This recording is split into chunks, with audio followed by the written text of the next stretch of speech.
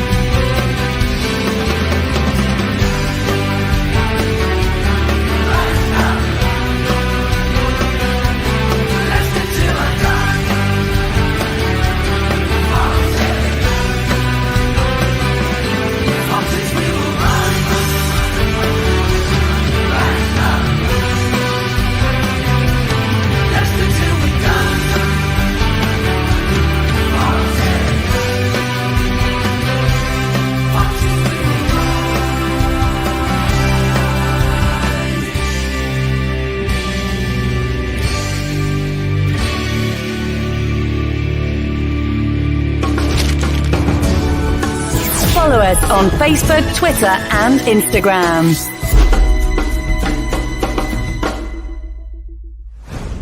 This podcast is proud to be part of the TalkSport Fan Network.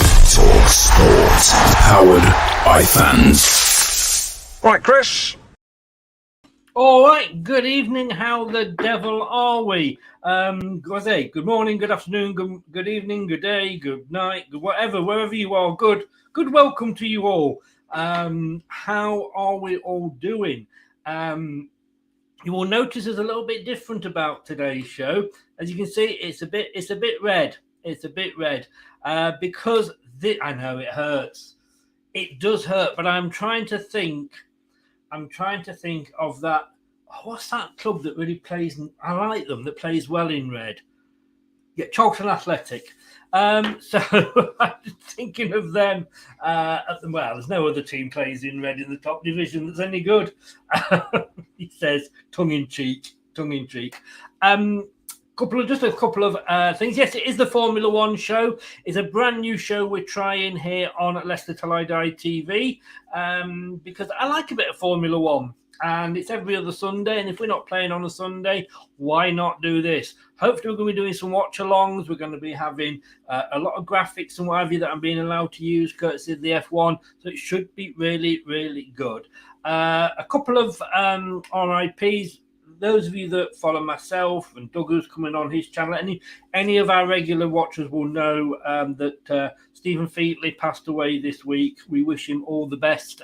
Huge Arsenal fan, good friend of the channel, always up for a bit of banter, and was always easy to catch if you went fishing. But that was his love of Arsenal for you. I'm sure the angels are helping him with the process up in heaven. But also RIP to Jules Fontaine, or Just Fontaine, I should say. 89. My God, I've got to be honest with you, this is going to sound awful. I thought he'd already passed, but he's passed today. Holds the record for the number of goals in a single World Cup, which I believe is 13, which he got. That's another one that Harry Kane can't get, isn't it? Oh, well. RIP to Just as well. Let's bring him in. If I am James Hunt, he's my Murray Walker. Or is it the other way around? I'm not sure. Good evening, Doug. How are you? Murray Walker. Well, there's a legend to be. Go! Yes, thank you very much for having me. And yes, very, very well said on Stephen as well. Top guy. Did a lot for charity as well. And he was a massive Lewis Hamilton fan. So obviously RIP to Stephen. But yeah, Just Fontaine passing away. And yes, you are right. I did actually check. It is 13 goals in a World Cup year. So yeah, something Harry Kane will never get, I don't think. No, 1958 it was in Sweden when he got those 13 goals. And before you say anything, no, I don't remember it. It was It was before I was born. Only just, I'll grant you, but it was before I was born. Look, I'm not sure how this is going to go because it is a little bit different. It is Formula One, so very, very close to Stephen's heart. But you like a bit of Formula One. Yeah, I don't mind it. My cousin Graham actually got me into F1, and I just decided to put one race on, and I was absolutely glued to it. So yeah, I do like my F1. And I do actually watch like the Drive to Survive on Netflix. I really like that. I started that. I literally am on series 1, and I've watched 2 shows. It is very, very good. I'd highly recommend it. I think they've just brought out the new season actually on Netflix now. So yeah, got a bit of catching up to do, but honestly, it is very, very good.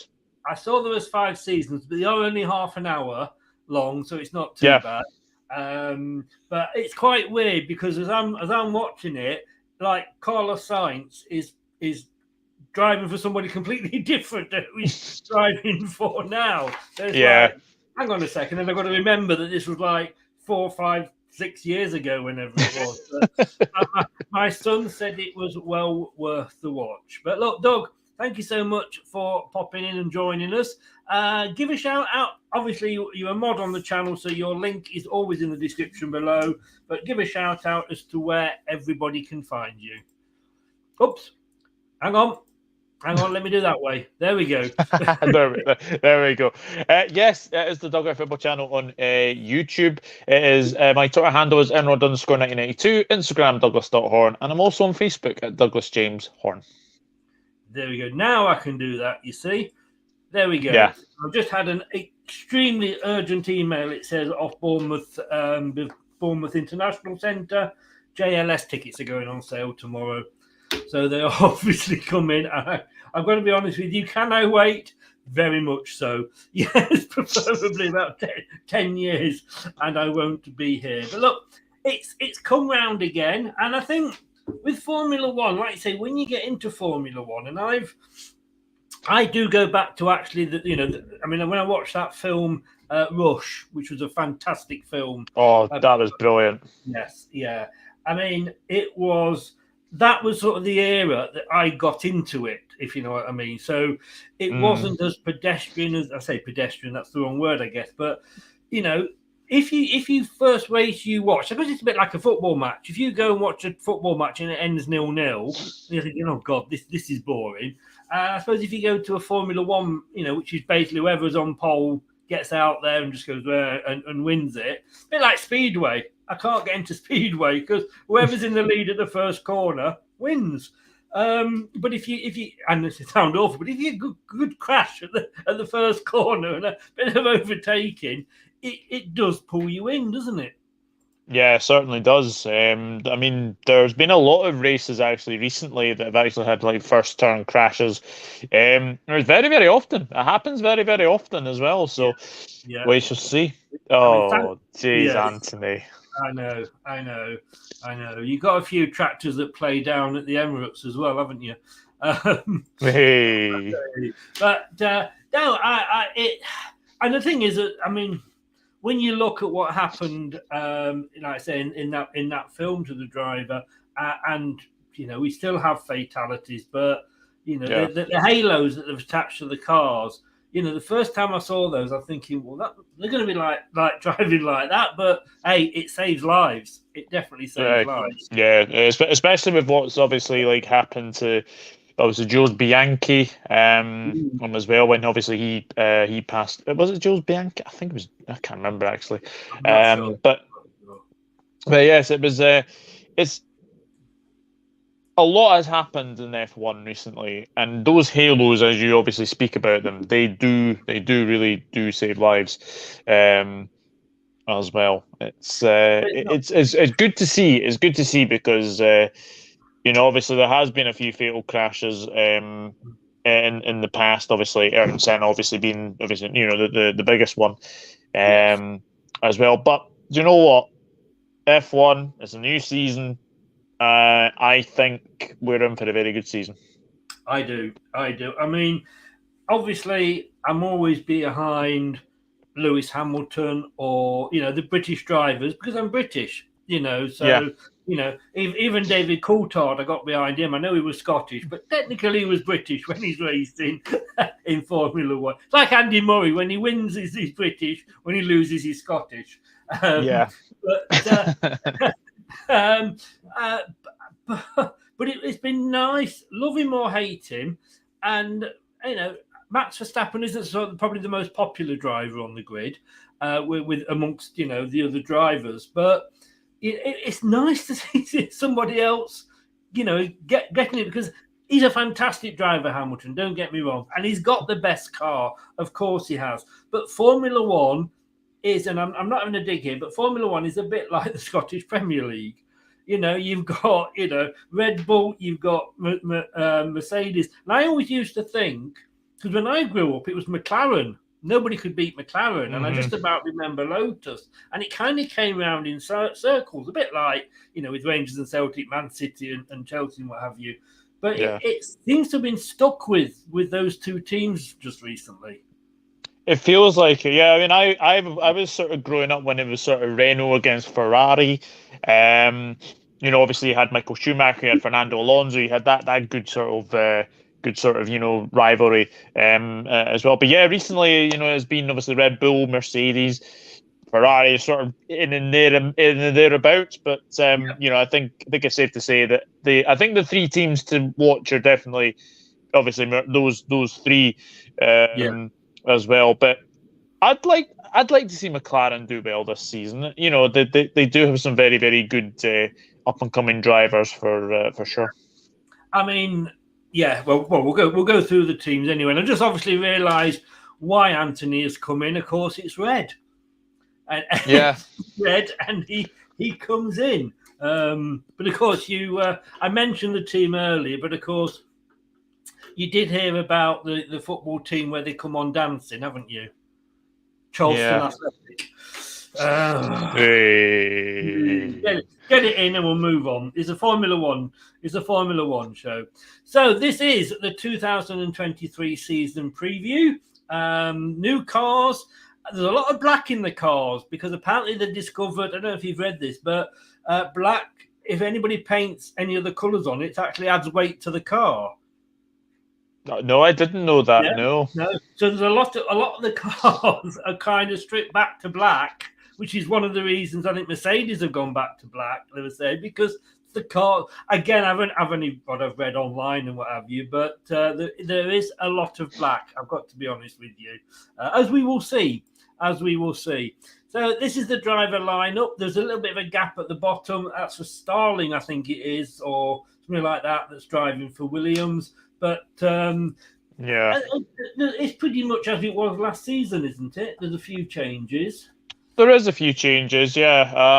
Obviously, I think the biggest one is obviously no Daniel Ricciardo, which is a big disappointment for me because Daniel Ricciardo was one of my favourite drivers as well. But I've been watching him on the Netflix. Yeah. He's quite a character. A character, but then again, we know that Aussies are really, really good characters. But no, it's practically most of the same drivers. Obviously, Mercedes are the same, Red Bull are the same, Ferrari are the same. I'm looking forward to it. Yes, yeah. And this is how it finished last season. Red Bull Racing taking both the team and the driver championships. Ferrari in second, and it's nice to see Ferrari back as well because it's been a while since they've won anything. It has been a long time. It has to be said though, it was dominated by Max Verstappen. He had 15 wins and 17 podiums last season. So it was a very, very dominant win from obviously Max Verstappen and obviously Red Bull as well. But yeah, look, I think it was very, very close between Leclerc and Perez. Hamilton will be wanting a better season. It has to be said because the car just didn't do it for him last season. So we'll need to see what will happen this weekend, of course. But Yeah, good to see George Russell there as well. Big fan of him, and then obviously Lando Norris is another one. And who can forget Fernando Alonso as well? He's still there, isn't he? He's still there. He's still there.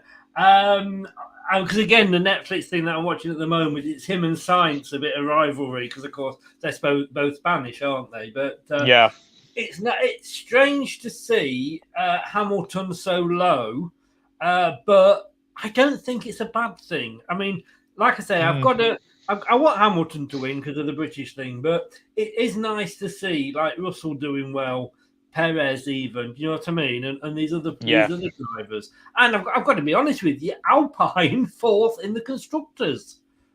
Yeah, they had a fabulous year last season. Obviously Esteban Ocon did really well there, and obviously Alonso as well. So, I expect big things from Alpine this season, definitely. Yeah, was Alpine, was they what was BWP, the pink and blue car? BMW. No, there was a pink and blue car a couple of seasons ago with BWP. Oh, because I think it was Ocon that couldn't get a ride, so his dad bought a team, and I think that was it. Yeah, and then it got taken over by Alpine. But again, it's a bit like Leicester winning the Premier League, West Ham getting into the top four. It's nice to see these other ones coming, and McLaren. I mean, it's been absolutely years since that they've won anything. Since like the sort of the Jenson Button days and the Lewis Hamilton days, it has been a while. But yeah, they seem to be on the up, McLaren, and obviously long may that continue. Yep, indeed. And then let's have a look at 23 races there are next season. No China. For obvious reasons, I get. Well, I don't know obvious reasons, but there's no China. It starts off this weekend, like we say, in Bahrain. Comes to the UK in July, start of July there, which obviously will be clashing with Wimbledon. A lot of races there, isn't there? Yeah, and I've actually just realised that the British Grand Prix is on my 31st birthday. Is it? My birthday is the 9th of July. Well, happy birthday! Yeah, wow. Yeah, that will be interesting. To say the very very least. But no, I'm looking forward to it. Obviously, the new races this season. Obviously, Las Vegas. Yeah, Viva Las Vegas. Sorry. Oh God, no! Don't please don't sing. We've got two in America this year, Las Vegas and Miami. There's no European one this year, is there?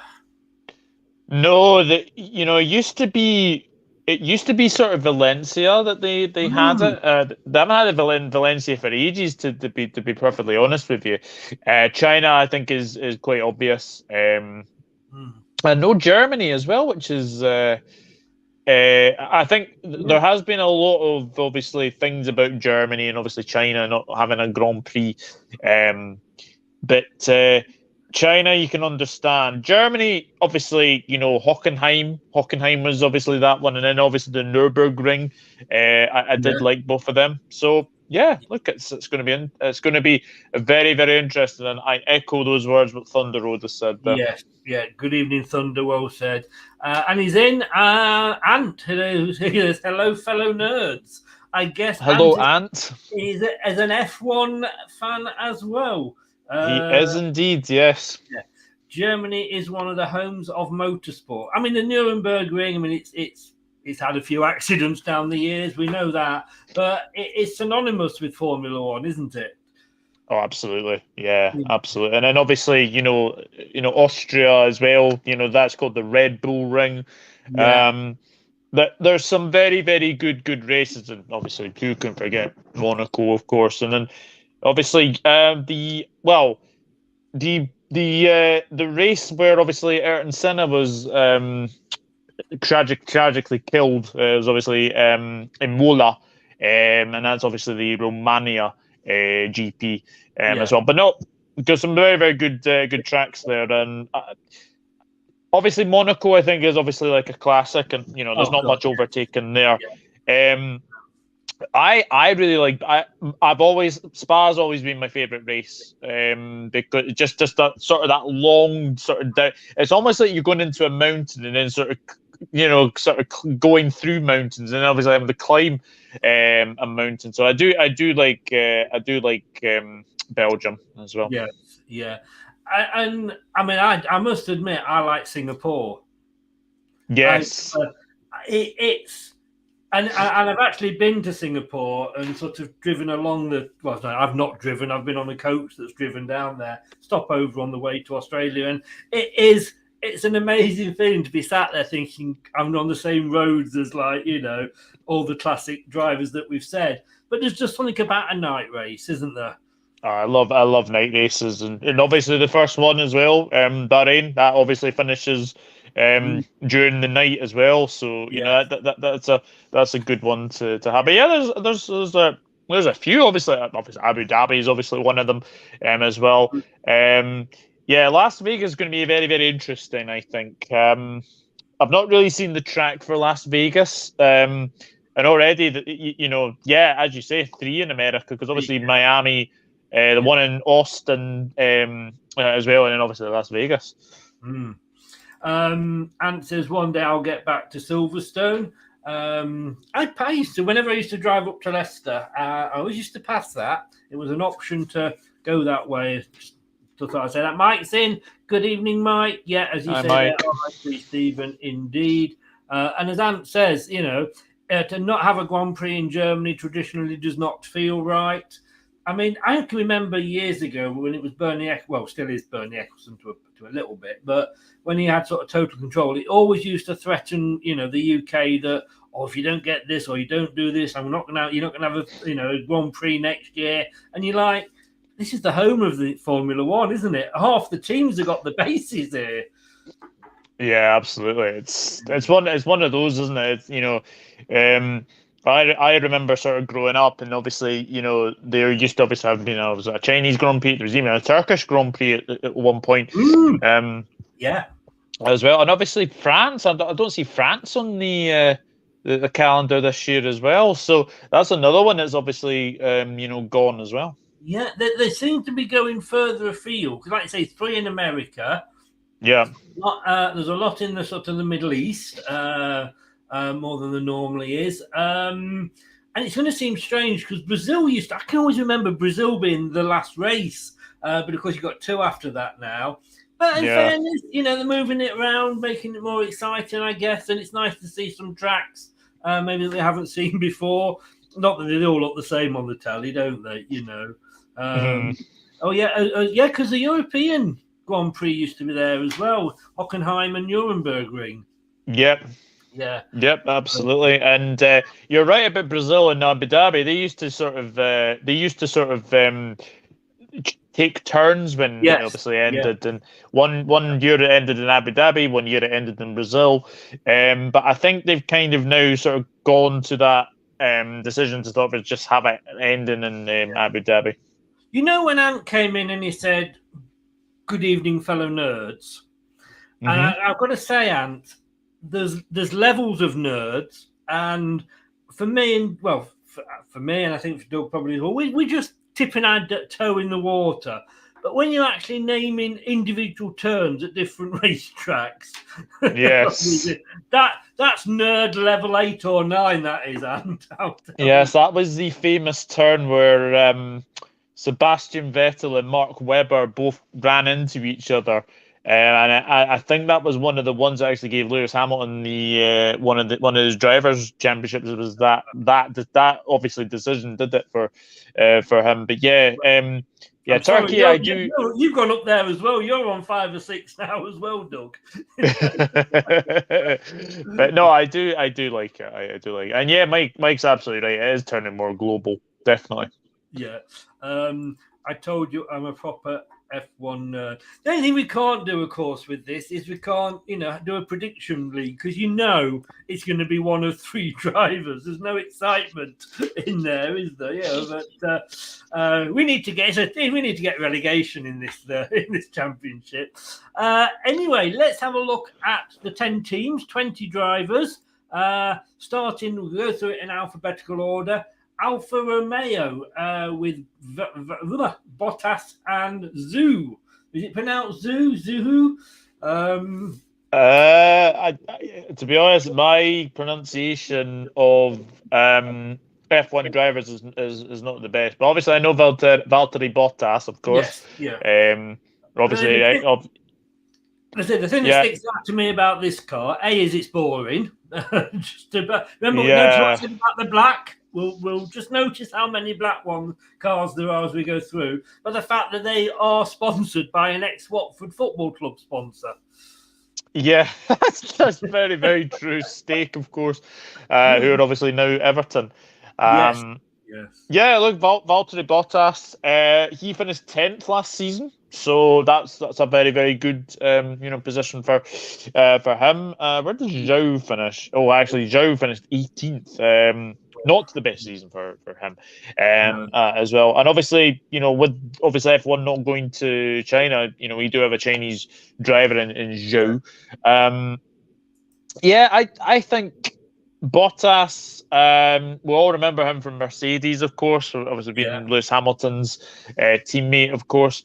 I think Bottas is still a very, very good driver, and I fully expect him to have a good season for Alfa Romeo. Zhou has to do better for me this season. Yeah, and I mean, they've got a Ferrari engine in the car.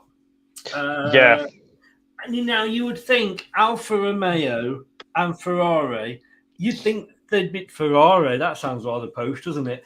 Ferrari. There you go. Sounds like one of those chocolates you get at the ambassadors' parties. But you'd expect them to do better, wouldn't you, with that sort of parentage? Yeah, the only thing is with Ferrari last season is that they had very bad reliability issues. Most of the times that Ferrari started races, they didn't usually finish them. So for them to have a Ferrari engine is very, very interesting. So hopefully none of the reliability issues that they had, that the Ferrari had last season, will obviously go into Alfa Romeo. But I absolutely agree with what Yan Yuzu. Right, Yan Yuzu. Interesting. And I agree with that. You've got to say it with a Welsh accent, though. That's the only thing.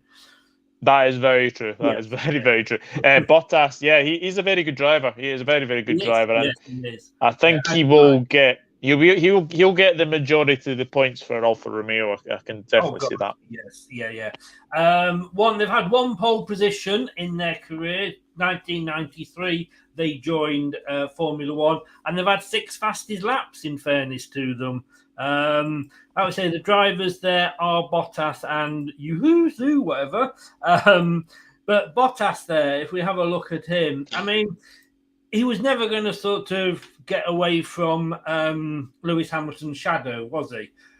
When he was at Mercedes? No, but I have to say 67 podiums is very, very good for Valtteri Bottas. And, he did get the lion's share of, points for, obviously, Mercedes, because him and Hamilton kept, winning after each other. But yeah, I think, as we said, he is a very, very good driver. And I think what you call him a veteran now, is Bottas. But I still think he's got a lot of years left in F1. I really, really do. And he's a fabulous driver. I really do like Valtteri Bottas. Yeah. And do you think Zhou? I mean, he got 6 points in his career. 6 points from 22 Grand Prix. He's driving for. I mean, I don't know. Correct me if I'm looking at this very much as an outsider and it's new to Formula One in this sort of detail. I think of Alfa Romeo maybe as one of the mid-table teams. Yeah, I think so. If we go back to the obviously constructors, I mean, Alfa Romeo finished sixth with 55 points. So I hadn't noticed that. I mean, it would take Ant to notice it, but it would take Ant to notice that. Let's just go back to that. There we go. Yeah. I can see that. I can definitely see that. But yeah, yeah, Alfa Romeo actually finished sixth last season. Yes. Oh, hello, Eredivisie Explorer. Yes. Hello, how are you? Welcome along. First time, I think, with us. Please feel free to subscribe. And if you want to join $1.99, you can press the join button. It will tell you all the extras that you get. And yeah, it's going to be a tough year without Stephen. It certainly 100% is. Definitely. Zoo needs to let's get rid of the porn star man. Allegedly. Zoo needs to step up next year. Poor rookie season last year.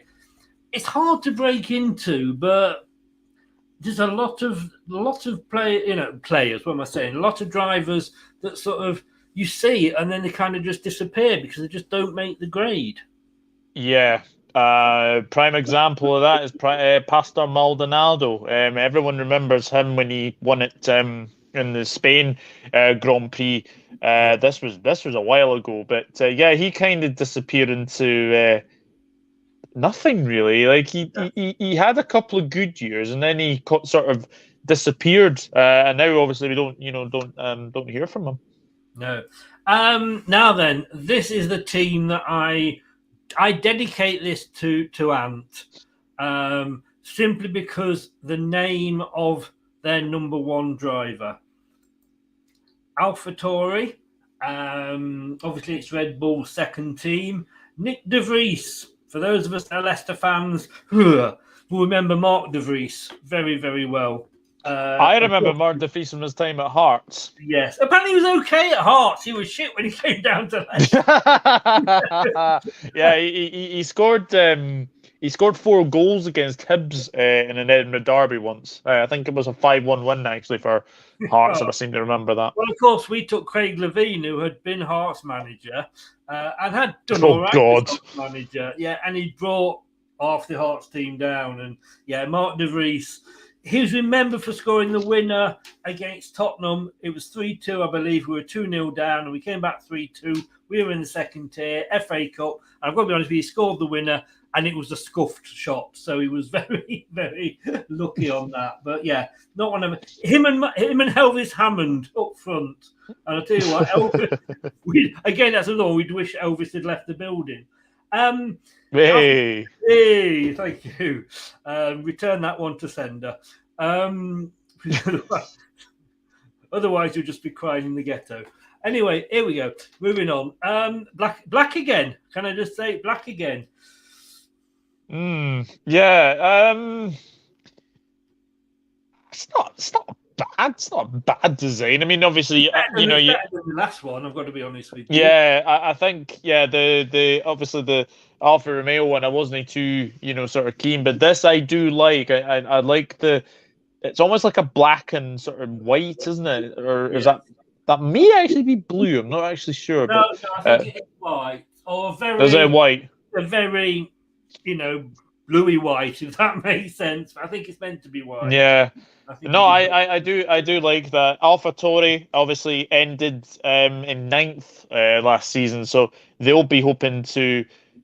I think them and Haas are probably going to be sort of the two sort of. They'll have a bit of a rivalry going on. I think as well, and maybe Aston Martin might be a thing as well.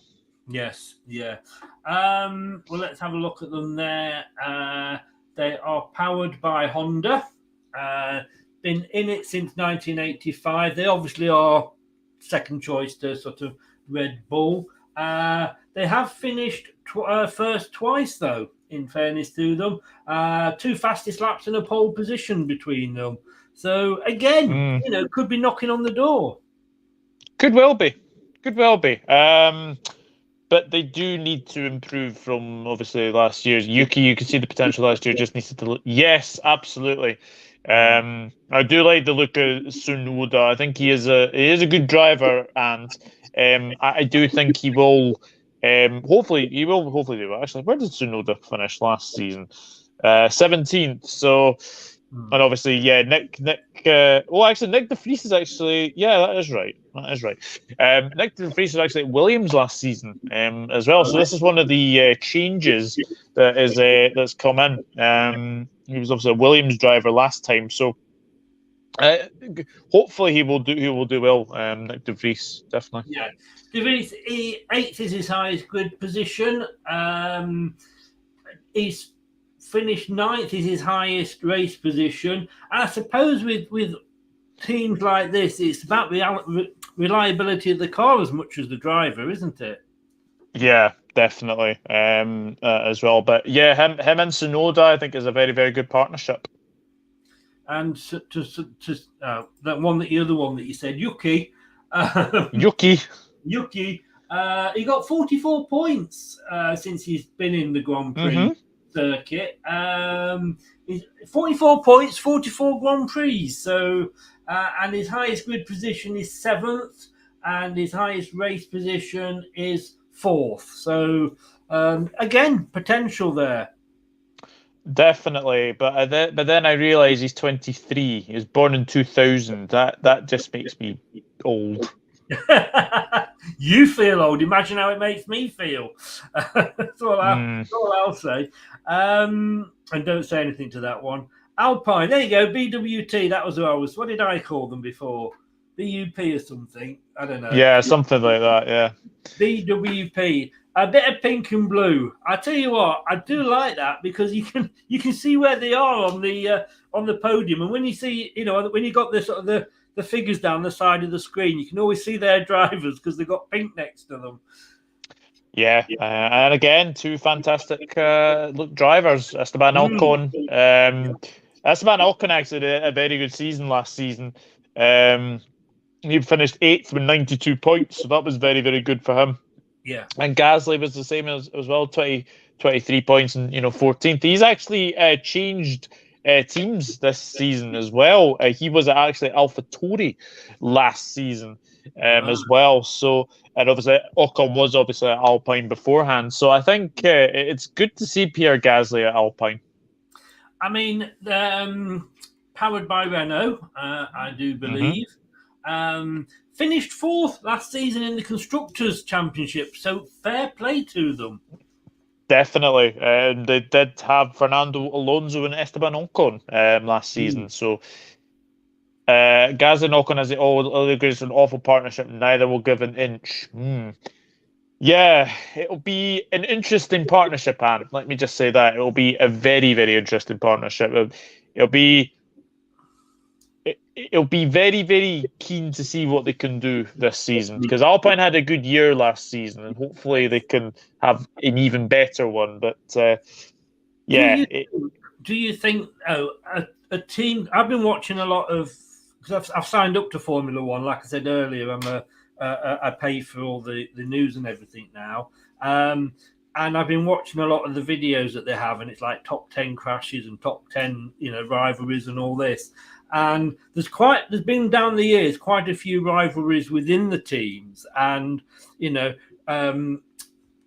drivers that sort of got annoyed by the co-driver earlier in the season, so won't move over now.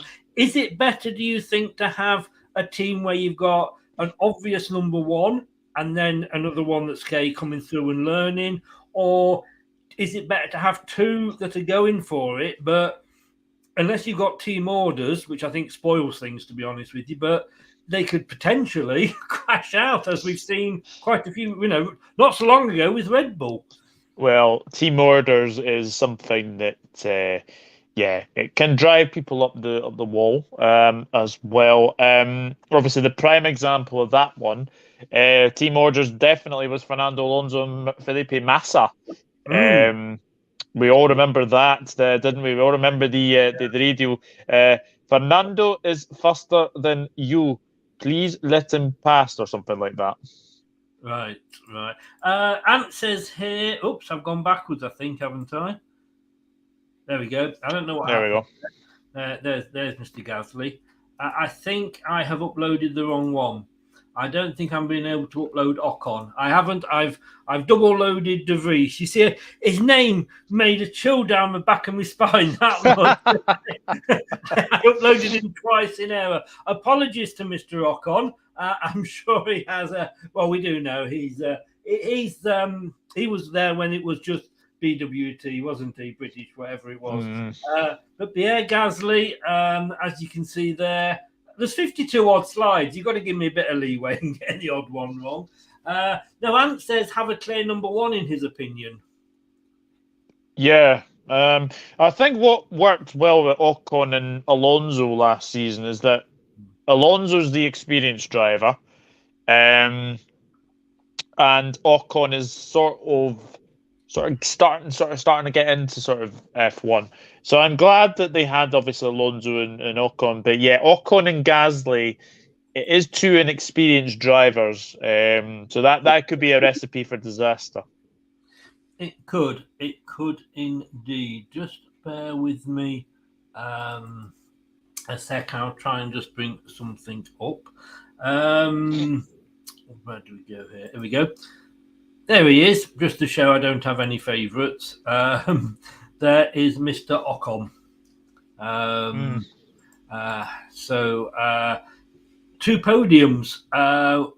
He's won one race, which I think was last season, wasn't it? That would have been last season, yeah. I can't remember which one it was now, to be honest with you, but he did win a race last season, yeah. Yes. I have got... I'm not going to lie, a sneaky feeling for this team as well. What do you think? I hope they do well. The only worry for me is the two drivers, Gasly and Ocon. I'm not so sure they're sort of experienced enough, and it'll be interesting to see how well they will do. I think we're having Ocon and Alonso last season made them a very, very good team to watch. Having Gasly and Ocon will be a very interesting indeed. Now, like I say, fourth last season. I mean, do you think with Formula One drivers that age matters? No, definitely not. Definitely not. Because you see things like, I mean, Alonso's got a great record. He won obviously world title, but now. Is he past it? Or is it good to have two young drivers that sort of say, "Don't care who you are, I'm coming through here." If I see the gap, I'm coming through. I don't care who the hell you are, as long as I would do that without breaking rules, of course. That is very, very true. Yes. Look, I think there's obviously Alonso's been in F1 for a while. And it is good to see. It's good to see him back, racing as well. But yeah, he had a good season last season with Alpine. So I am very hopeful for Alpine. So we'll see. Now then, I've got to be honest with you. I love this team, not because they're particularly any good, but just because it's Aston Martin, and I love. This is probably my favourite livery of this season with the Aston Martin. A little bit of black there, a little bit of goldy yellow stripes in there, but I just love that green. Not quite the full Aston Martin green, but I just love it. And obviously Stroll and Alonso, they've got a lot of experience in the driver's seats. Yeah, obviously as well, because with Fernando Alonso being in Alpine. Oh, hello. With Fernando Alonso being in Alpine last season, he's obviously had to move over to Aston Martin because Sebastian Vettel retired last season. So, yeah, that's going to be interesting, actually. No Sebastian Vettel in F1. That is going to be very interesting indeed. Yes. Well, like you say, no Ricardo either. There's a couple of big names gone. Alex says age matters because of reaction times, which is a good point. And then he says Lance Stroll in his daddy's car. Lance Stroll's dad does own Aston Martin, yeah. Yeah. Well, if you've got a dad that owns a racing team, then, Why not, eh? Why not? Yeah. It's like did he have to start like right at the bottom and work his way up though? Aston Martin, powered by Mercedes, based at Silverstone, of course. Been in it since 2018, so quite new boys to it. They've finished first once, and they've had one pole position. But to be honest with you, like I say, they've got Mercedes engine in the car. Those two drivers, I think they've got to be taken seriously this season for me. Yeah, definitely. I mean, Lance Stroll, let's have a look at where he finished 15th last season, so not a good season for Lance. And I think the only thing as well that if they got a proper driver instead of Stroll, I think Aston Martin could have a huge amount of potential. Yeah, I'm not Stroll's biggest fan, and I don't think you are as well. Not reading that, no. But Fernando Alonso, yes. I think this is a very, very good move from Aston Martin to get Fernando Alonso. Well, it's difficult because if you've got somebody like Vettel in there, you've got to really, if you don't want to take steps backwards, you've got to get somebody in there of almost equal status. It's like selling your best striker and getting somebody in from League One, isn't it? That's very true, yeah. Unless he's called Jamie Vardy, of course. But that's Lance Stroll, Canadian.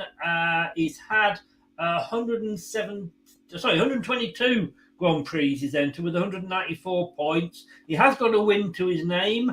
I tell a lie. He's got 2 third places to his name and the highest grid position of number 1. I am going to Specsavers tomorrow, by the way, just in case anybody thinks that I can't see. It's very true. Did I show you this, by the way? I don't know if I've still got it on here. Just bear with me a second.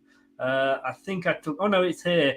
Because I went to Specsavers the other day. It was just after the Man United game, and I was sat in Specsavers. And while I was waiting to go in, I tweeted out, sat in Specsavers, waiting for my eye test. Hopefully I'll fail. Then I can get my favourite job as a Premier League referee.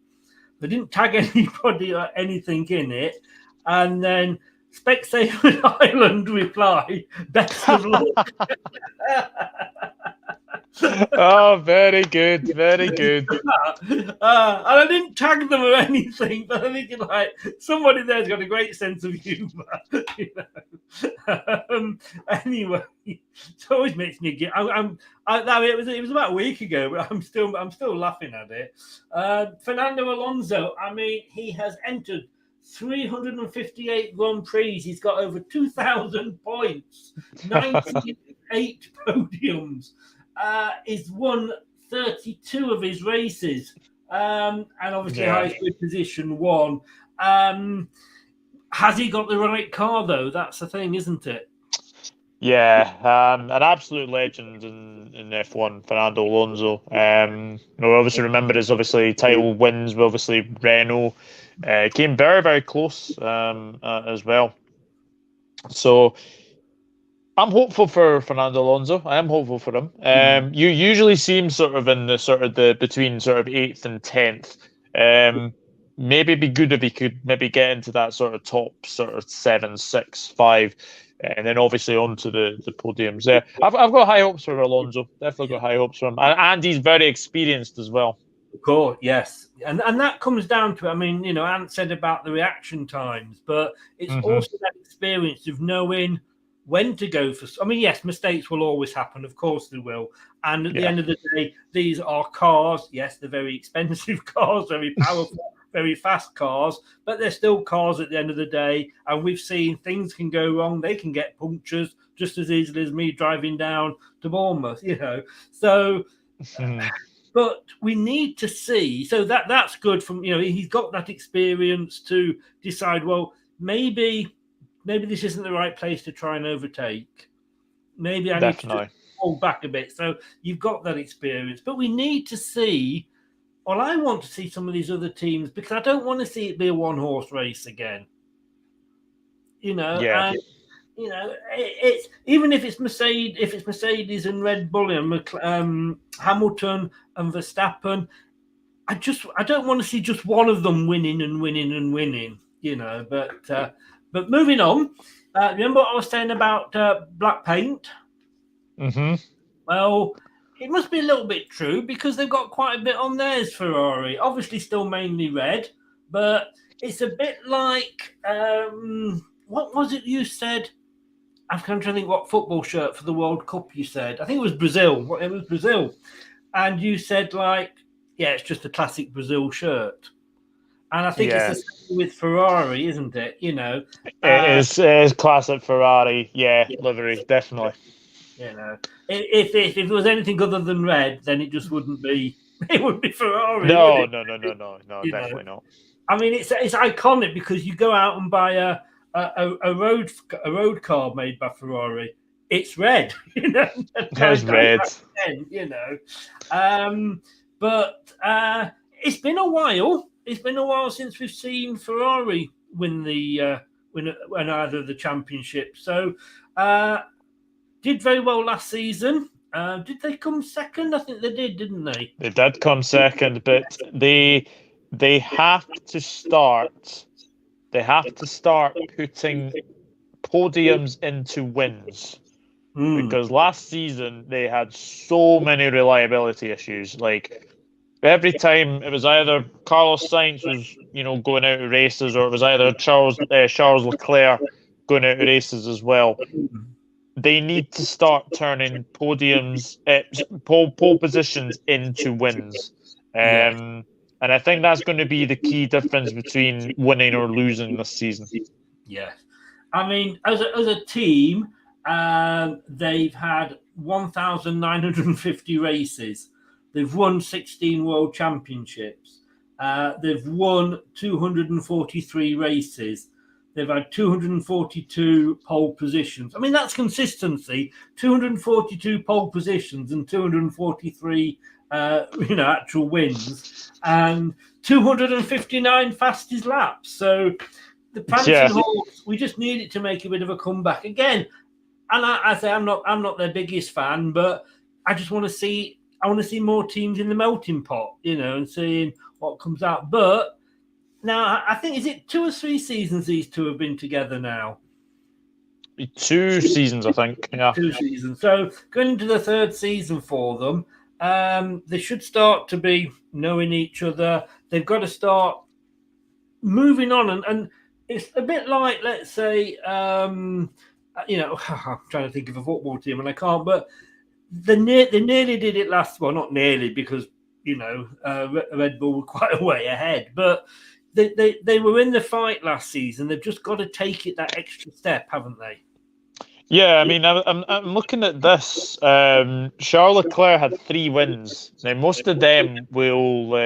This will be the 3rd. Charles Leclerc had a lot of pole positions, but he couldn't turn them into wins. So that's something he's going to have to improve. It's the same with Sainz as well. If Ferrari get pole positions, they have to take advantage.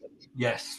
It is all about that getaway, isn't it, at the end of the day? Because, again, if you got pole position and you can get away, if there is any crashes, it's behind you. You're not going to get involved, Definitely.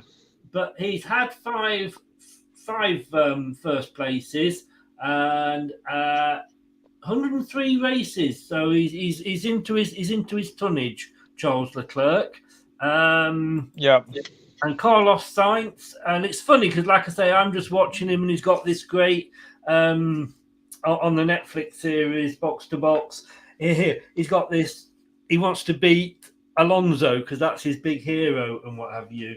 But again, 163 races now, but he's only had 1 win in all of those. Yeah, and that was last season as well. So, as we say, Ferrari have to take advantage of any slip up from Red Bull or Mercedes.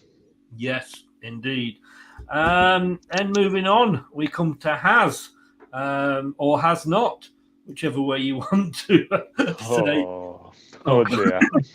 Do you know, I have been waiting for that one. I'm not sure about these because American owned. Very, very black again, but straight slick. Nothing wrong with it, I suppose. Kevin Magnussen, Nico Hulkenberg. You've always kind of got these as being, again, in the series I've watched, which is going back to 2018, they're on about them breaking through and them having to take that next step. And yet we still seem to be saying that about them. Well, I mean, you could say that they're trying to break through, but I think these are two very experienced drivers. Magnussen's been obviously with McLaren before, and obviously now Haas as well, and obviously Nico Hulkenberg as well was sort of in and out of like F1 a couple of seasons. So yeah, good to see two experienced drivers there. It is. I mean, Haas finished 8th out of 10 last season. That's what I'm. Maybe I didn't word it right, but that's what I'm trying to get with Haas is like, they're going to be probably always in that bottom. Well, what you call like the relegation zone, if you like, the bottom 3. Yeah. When you look at those teams that are above them, you feel like they've got something in the tank. No pun intended. But I don't know. I mean, the drivers, they've been around a bit, haven't they? I mean, if we have a look at Magnussen, I mean, he's oh God, I've done it again. We won't have a look at their drivers because I haven't loaded either of them up. It was 50. I'm going to blame bloody Dan for ringing me just as I'm trying to set it up. Let's move on. McLaren. Now, I grew up and McLaren were the Red Bull of the day. Yep, they were. The old red and white. I like that car, that orange and blue and black. I do like it. And I especially like Lando Norris as well. I've got high hopes for him this season. Finished 7th last season with 122 points, 1 podium as well. So I expect a very, very good season for Lando Norris. And the other one, I don't think I've heard of him actually. No, new driver actually, Oscar Piastri. So a rookie. Now then, the thing is, of course, they are sponsored by Chrome as well. So I suppose if they do get lost, they can always put Google Maps on. I just walked into that one. Yeah, you probably sat there thinking, this isn't football. Chris isn't going to become very bad jokes. But, oh, yes, I am. McLaren are my dark horses, said Ant. Piastri will impress a few. Well, let's have a look at him, shall we? Let's have a look, first of all, at McLaren. Mercedes under the bonnet again. Yep. 8 world championships, 183 wins, 156 pole positions, 162 fastest laps. But it was, unfortunately, a while ago. It was. Again, I think it was in the sort of the Lewis Hamilton days when he was at McLaren. And obviously they had Fernando Alonso, Kimi Räikkönen, I think, as well. I think he won a world title with McLaren. It's going to be an interesting season. Let's not forget James Hunt, of course. Yes, Niki Lauda as well. Yes, yeah. They've had the success. Oscar Piastri didn't he attack his girlfriend?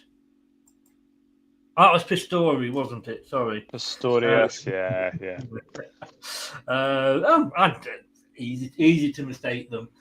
Just don't go to the toilet if Oscar's in the queue.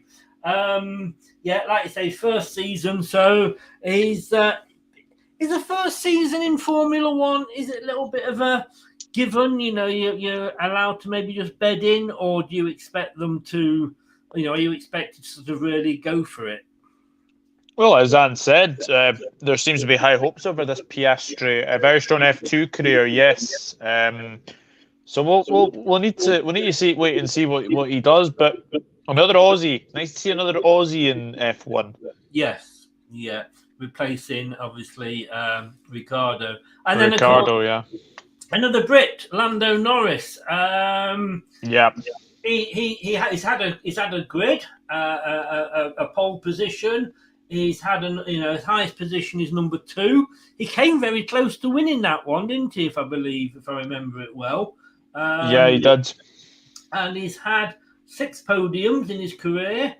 82 Grand Prix he's entered, and now fair guy. This 428 points. That isn't bad, actually, is it? That is not bad at all. So he's not with one of the, if you like, and no disrespect, with one of the sort of big boys. That's quite impressive. Yeah, finishing 7th behind Lewis Hamilton is no mean feat at all. No. Talking of Mr. Hamilton, we come on to Mercedes. Back to black. There we go. Looking very sleek. I didn't like the silver arrows, I've got to admit. I do like the black look. George Russell, an all-British team, or all-British team of drivers, I should say, but they are based obviously in the UK. Is this going to be the season Lewis Hamilton breaks the record and gets his 9th World Championship? Difficult to say. He didn't have it all his own way last season, which I think was a very, very good thing, because I think George Russell did well last season. I think it could be a very, very interesting battle between those two. I mean, George Russell actually finished 4th last season with 275 points, and Hamilton finished 6th with 240, so there's not much between them. No, not at all. And if he doesn't do it this season, like I said earlier, you seem to see these drivers that sort of reach the peak and then go. It's almost a bit, and you'll probably laugh at this analogy, but almost a bit like snooker players. You seem to have, somebody that sort of dominates for a while and then never seems to sort of win anything again. If he doesn't do it this season, is that his chance gone, do you think? And he's going to have to settle with Michael? Well, the thing is, for me, I think there are a few murmurs, there's been a few rumours that potentially it could be his last season. Now, that wouldn't surprise me, because he has been in F1 a long, long time. And you can definitely class Lewis Hamilton as a veteran now. But 2 very, very good drivers, and I think, as we said, I think those 2 will have a very, very good battle between each other. It's just whether or not they can sort of push Red Bull very, very close, and obviously they've got Ferrari to deal with as well. Yeah, there's no team orders at Mercedes. No, good old Toto Wolff. Yeah, no, I don't think they should have. Do you know what I mean? Yeah, 100%. Nate is in. Good evening, Nate. How are you? All the way from the good old US of A. Welcome along. Good afternoon. It would be over there. I am guessing. Just interesting thing with these. Well, interesting or boring, depending which side of the fence you sit. They will both have different colours for their numbers this season. So the 63 and the 44 will have different colours on the front of the car. Not a lot of people know that. Probably not a lot of people really don't want to know that. But this guy, he impressed me last season. He really did, George Russell. He's had 82 Grand Prix races. He's had 9 podiums, 294 points he's got. He had 1 win. And he has had 1 highest grid position has been number 1 as well. But I guess, when you're sort of promoted to a team like Mercedes, like he was last season, that's going to help you, isn't it? Oh, definitely. I was very impressed with George Russell last season, and I'm hoping that he can build on what he did last season as well. And 294 points. I mean, he accumulated 275 of those last season. Yeah. Exactly. So good luck to him. Good luck to him. Yes. And like you say, it's going to give this guy a run. Now, I can remember him winning his first World Championship, because there was always that argument as to whether it was the Japanese driver pulled over, or was he having engine trouble? And Lewis went through and got fourth or whatever to give him his first. I mean, I feel old now when I think about that, I'll tell you. Look, he has got 4,450. Let me get my teeth in. 4,400, I believe it is, and 5.5 points. Yeah. 5. He's entered 310 Grand Prix. He's got 7 World Championships, so I thought it was 7. 103 wins. And of course, pole position is his highest. If this is his last season, what do you think he will do? We always say this again with football, and I know I'm comparing a lot to footballers, but that's obviously the sport that I know. But you see some footballers, when they finish at the top level, that's it. They walk away, they go into media, whatever. Well, other footballers, I mean, like the late, great George Best, he was Fulham, he went to America. No disrespect to those, but, stepped down from Man United. Can you see Lewis going to another team? Or, if this is his season, do you think he will walk away? I think this could be the season that he could walk away. I think it could be that one, but we shall wait and see. Yeah. Andrew, good evening, Andrew. How are you? Red Bull will dominate again. Another one that says Aston Martin are his dark horses. We need that. We need something just to sort of spice things up. Nate, I know next to nothing about Formula One, but I enjoy it when it's on. Hey, you and me both, mate. You and me both. Why do you think I've got Doug on?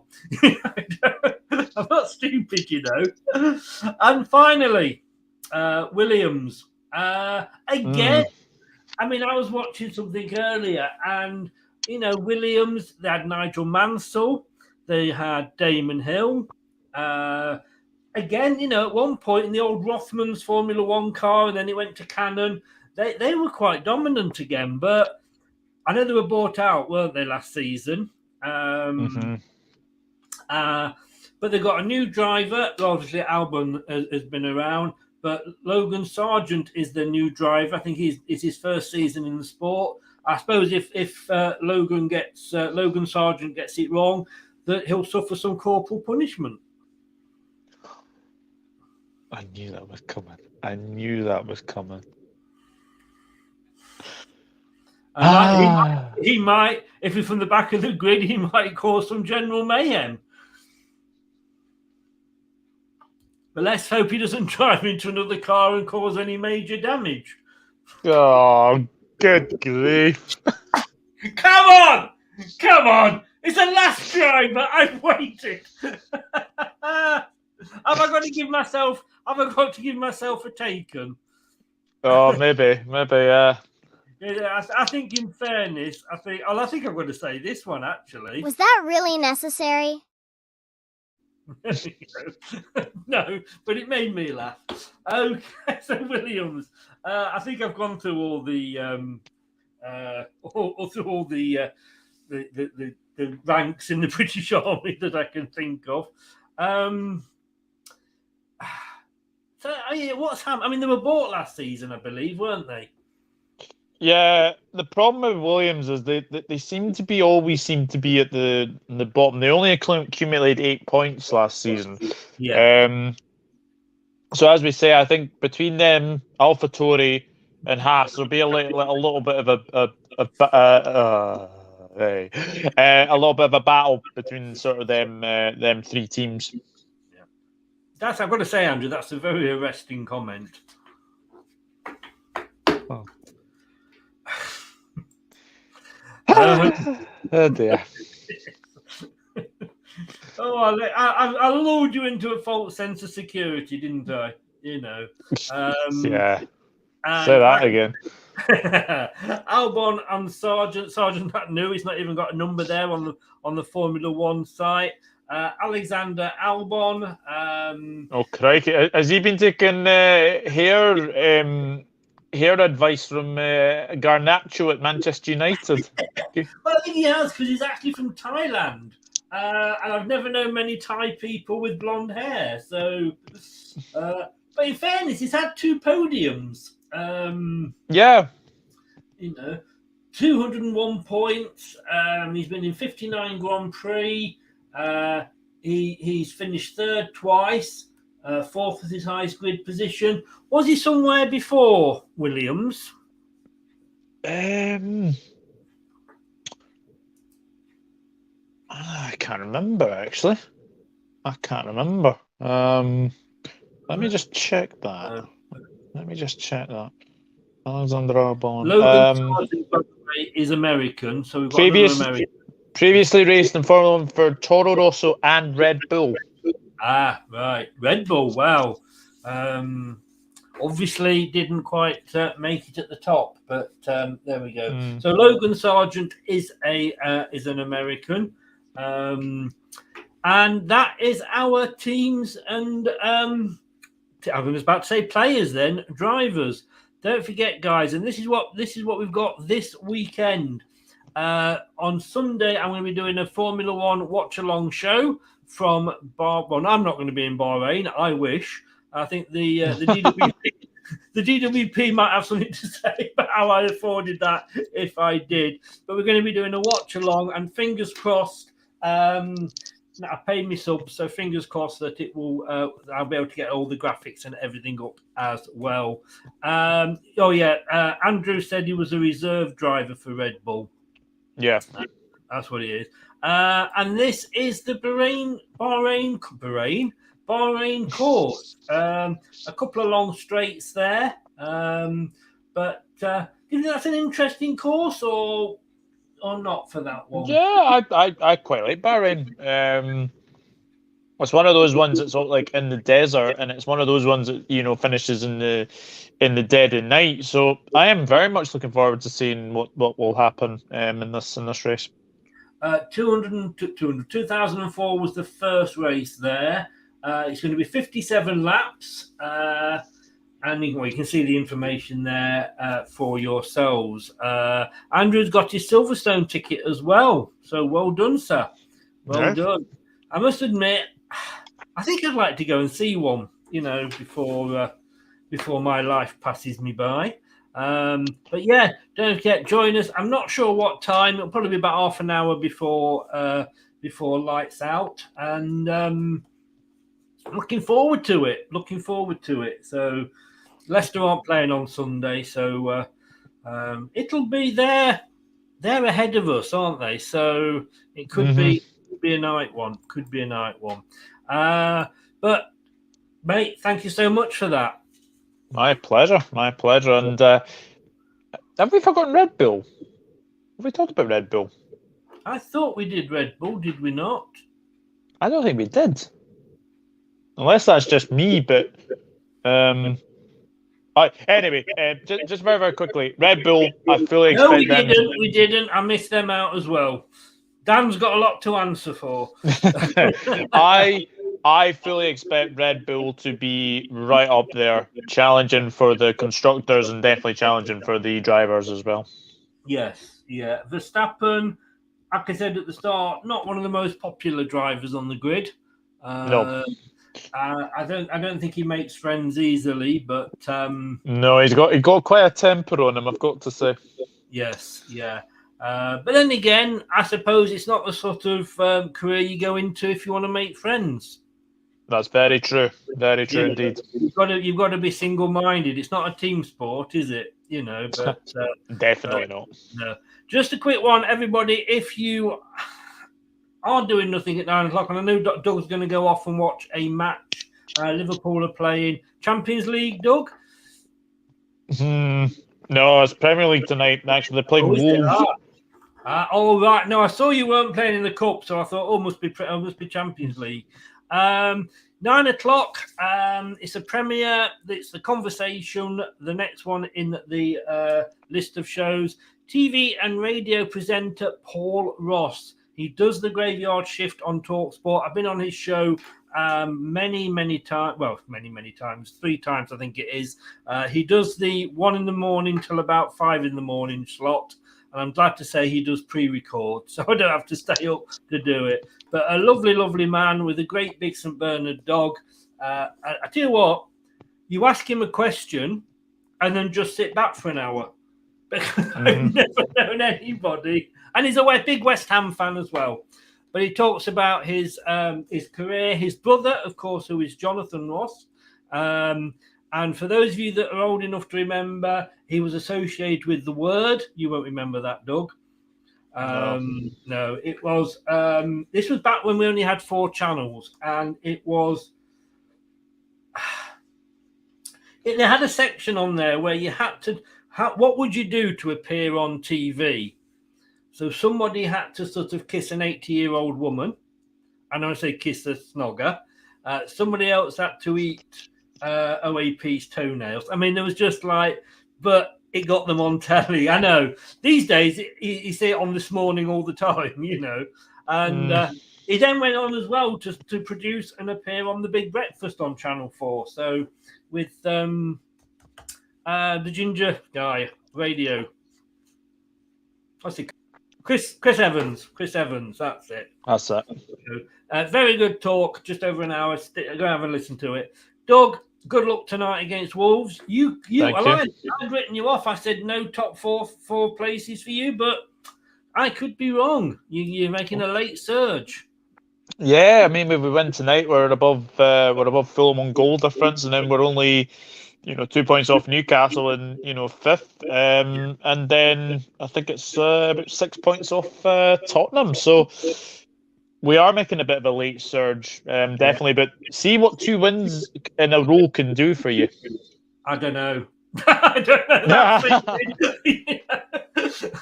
Do tell me what it feels like. No, Actually, it feels good. It feels good. We did have Villa and Spurs, but like they say, after last night's result, we can now concentrate on the league.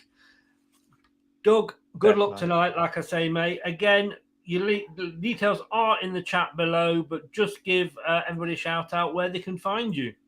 Yep, absolutely. It's the Dugout Football Channel on YouTube. You can also find me on Twitter at @nord_1992, Instagram at Douglas.horn, and Facebook at Douglas James Horn. And I am also on TikTok at Douglas James Horn LFC92, but that will be getting changed. I'm going to rebrand that at some point as well. But no, thank you very much for having me, Chris, and let's hope for a very good season. It's a pleasure. And of course, with TikTok, you can. Oh no, with Instagram at the moment, you can do shorts from these shows onto Instagram. Yeah. And TikTok is coming though. TikTok is coming. It's just taking its time. I'll leave you with that one. Thanks a lot, mate, and speak to you soon. Take care. See you soon. Take care, mate. Cheers. Bye-bye. Bye-bye. Bye-bye. Bye-bye.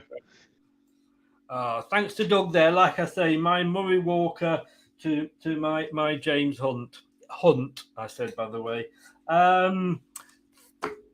Starts this honestly, I don't know whether it's because I'm getting old. Can you believe we're in March today? It is the first White Rabbits, 1st of March. Guys, 9:00. Join us, like I say, for this gentleman, Paul Ross, brother of Jonathan. Great guy. Absolutely gave me up his time, despite his dog needing to be fed and going for a walk. He was lovely. Do join us at 9:00 for that. And thank you to everybody who has been watching on Twitch and on YouTube, Leicester Till I Die TV, and on your favourite podcast platform, whatever that may be. Thank you so very much. Let us know what you think. Do you want us to see more of these shows? Do you want me to do watch-alongs for the Formula One shows? I should be getting a load of graphics that I can show you, like with the football. Should be getting something like that for the Formula One. Today, do you want these shows regularly? Let me know if you want to. Because if you do, I'll do them. If you don't, I'll go back to football. Thanks very much. Take care, everybody. Cheers, Nate. Thank you to everybody and Andrew and everybody else that was in the chat. I will see you at 9:00. Good night. Take care. And you know what? Let's go over to Arnie. Thanks for watching. These videos are tremendous. You better like them too, or I'll be back.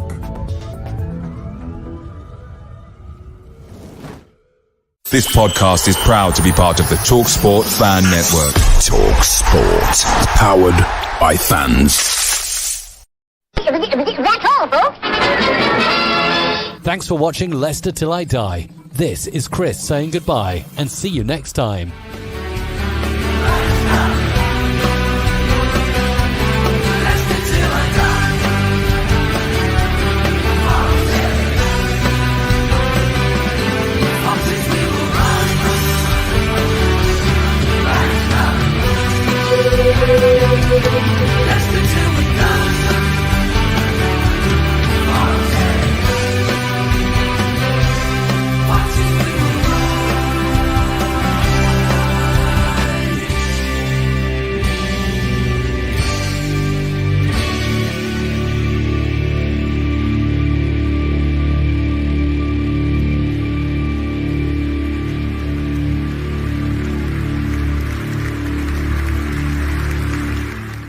I'm looking for Dr. Goodhead.